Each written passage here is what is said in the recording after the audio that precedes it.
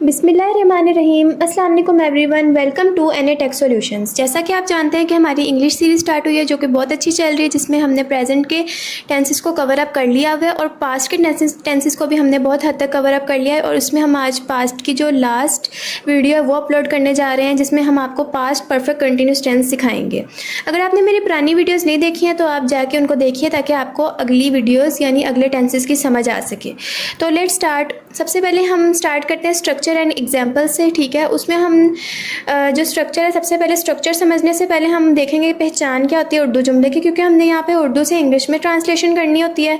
तो हम देखेंगे कि उर्दू जुमले में ऐसी कौन सी चीज़ होगी जिससे हम उसकी पहचान कर पाएंगे, और फिर उसको हम स्ट्रक्चर के मुताबिक उसका फॉर्मूला स्प्लिट करके उस पर अप्लाई कर देंगे, और इस तरह वो पास्ट परफेक्ट कंटिन्यूस टेंस में इंग्लिश में जो सेंटेंस है वो आ जाएगा। तो उर्दू जुमले के आखिर में रहा था, रही थी, रहे थे और से के साथ वक्त की जो मुद्दत है वो शामिल होती है, ठीक है। यहाँ पे क्या है कि किसी काम कोई किसी वक्त से, ठीक है, काम हो रहा था, से भी आ गया, रहा था भी आ गया, किसी स्पेसिफिक टाइम से। अब वो जो टाइम है वो हम एक्चुअल टाइम हमें पता हो भी सकता है और हमें पता नहीं भी हो सकता है, ठीक है।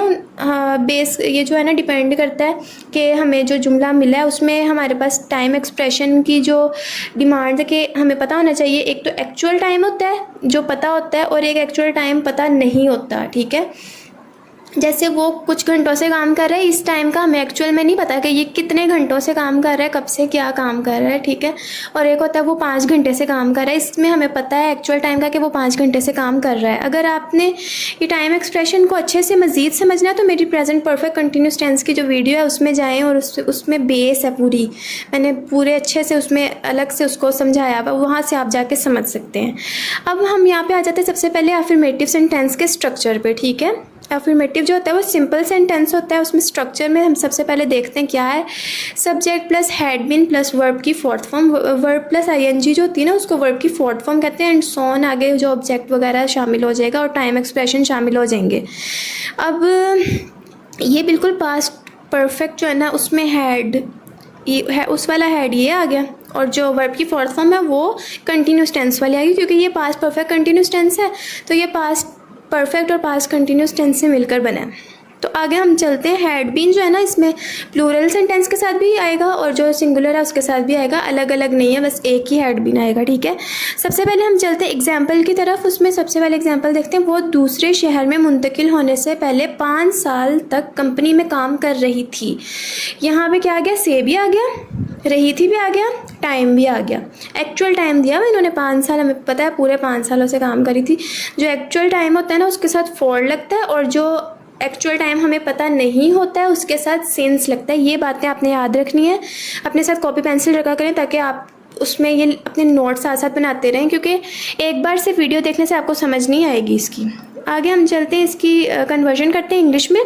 शी सब्जेक्ट आ गया, हैड बीन, ठीक है। हैड बीन जो है सबसे इंपॉर्टेंट चीज़ है इसमें, हैड बीन और वर्ब की fourth form. She had been working, work की फोर्थ फॉर्म आ गई हमारे पास, working at the company for 5 years, ठीक है। 5 सालों से, 5 सालों का हमें पता है कि 5 साल कितने होते हैं तो 4 आ जाएगा यहाँ पे, एक्चुअल टाइम हमें पता है।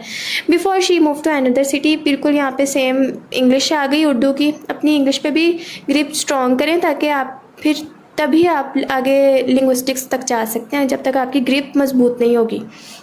She had been working at the company for the 5 years before she moved to another city, ठीक है। ये आपको समझ आ गई होगी। अब हम नेक्स्ट एग्जाम्पल पर चलते हैं। जब बस आखिरकार पहुंची तो वो 1 घंटे से बस का इंतज़ार कर रहे थे, ठीक है। से भी आ गया, रहे थे भी आ गया, ठीक है।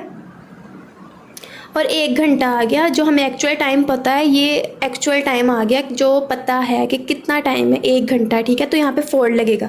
दे इधर प्लूरल सेंटेंस है लेकिन प्लूरल के साथ भी हैड बीन लगेगा। वेटिंग, वेट की फोर्थ फॉर्म आ गई। They had been waiting for the bus for an hour, ठीक है। फॉर एन आवर, 1 घंटा हमें पता था तो इसी वजह से यहाँ पे टाइम एक्सप्रेशन में हमारे पास फोर लग गया। व्हेन इट फाइनली अराइव्ड, जब वो आखिरकार पहुँच गई। They had been waiting for the bus for an hour when it finally arrived. Next page पर चलते हैं। नेगेटिव सेंटेंस आ गया, जहाँ पे नहीं शुमार होता है, जो मनफी जुमले को कहते हैं नेगेटिव सेंटेंस, ठीक है। इसका स्ट्रक्चर देखते हैं। सबसे पहले सब्जेक्ट प्लस वही आ गया ना कि हैड बीन के दरमियान में नोट लगा देना, had not been plus verb की fourth form and so on, वैसे ही ऑब्जेक्ट आ गया अंदर।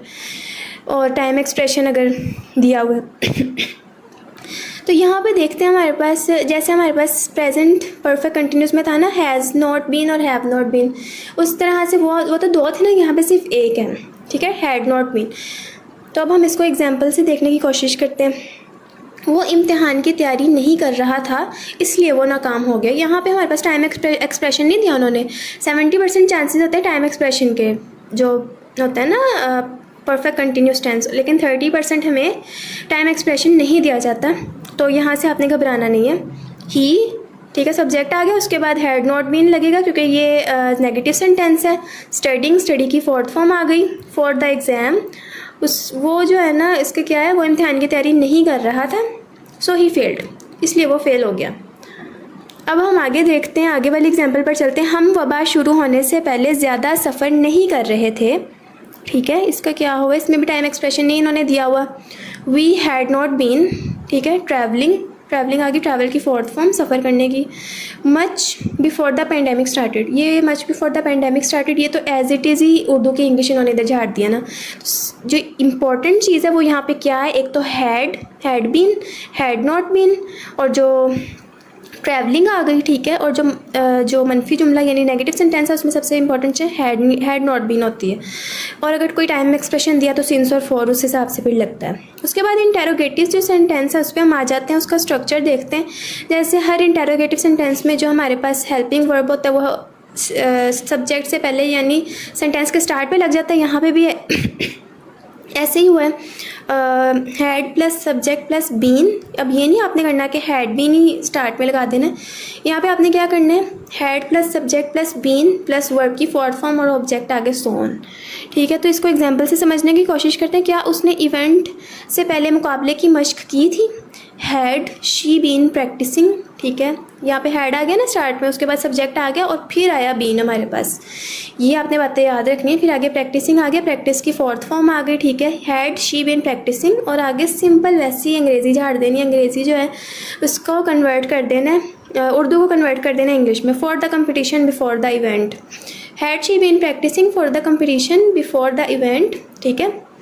अब हम नेक्स्ट एग्जाम्पल पर चलते हैं। क्या वो प्रोजेक्ट पर काम कर रहे थे जब मैनेजर आया।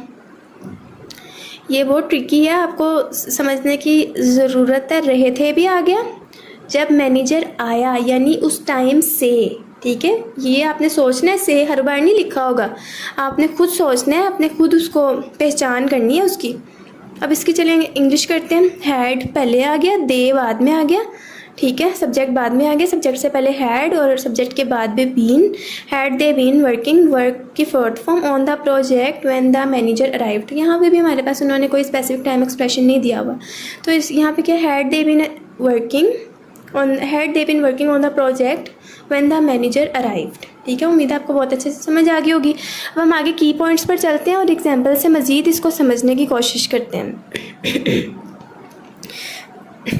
सबसे पहले हमारे पास अफर्मेटिव सेंटेंस आ जाता है, जिसमें हमारे पास आ जाता है वही चीज़ आ गई ना, रहा था, रही थी, रहे थे वगैरह आ जाता है, और जिसमें से आ जाएगा, ठीक है। These sentences describe actions that were ongoing up until another point in the past, कि पास्ट में कुछ हुआ था और उसके बाद भी कुछ हुआ था, ठीक है ना। से पास्ट में यानी कुछ वक्त से कुछ हुआ था और वो काम हो रहा था तब भी।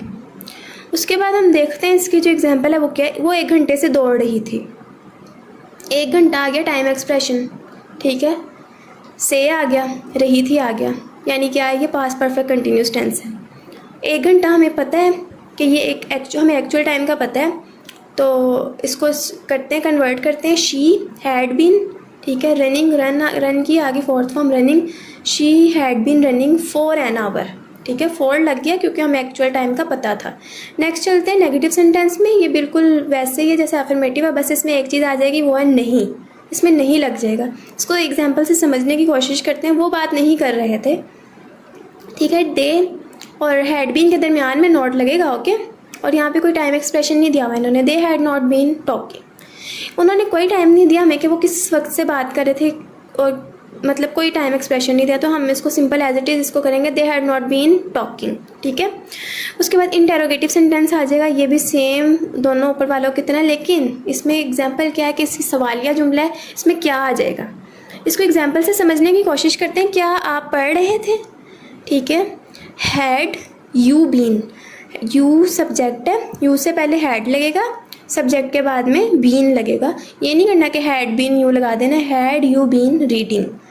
मुझे उम्मीद है आपको बहुत अच्छे से समझ आ गई होगी। अगर आपको अभी तक समझ नहीं आई और कोई आपको दुश्वारी पेश आ रही है तो उसमें आप कमेंट में हमें और बता सकते हैं कि हम किस तरह से इम्प्रूवमेंट्स कर सकते हैं।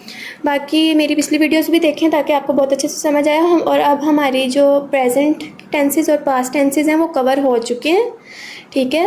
और अब हम फ्यूचर टेंसेस की तरफ जाएंगे। मुझे उम्मीद है आपको बहुत अच्छे से समझ आ गई होगी। Thank you so much. अल्लाह हाफिज़।